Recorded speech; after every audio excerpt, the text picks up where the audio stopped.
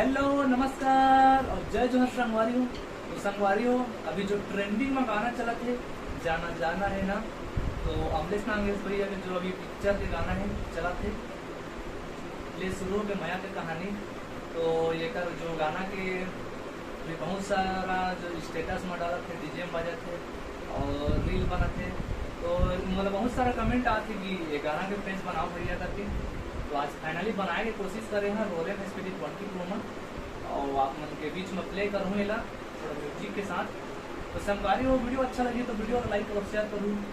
और बहुत दिन बाद आज वीडियो बना था, तो कुछ घर में काम वाम चला थे ना, तो इसलिए थोड़ा टाइम नहीं दे पाता हूँ वीडियो में, और कंटिन्यू करे की कोशिश करता हूँ। और एक बाद अगर ये वीडियो पसंद आई कमेंट करो, मंगा के मोबाइल के लिए भी पेज ले जाऊँ मैं आप नंबर कमेंट करा संगवारी। और बाद मोबाइल में मैं आप मतलब पेज दे दूँ ये गाना की ठीक दूसरा वीडियो में।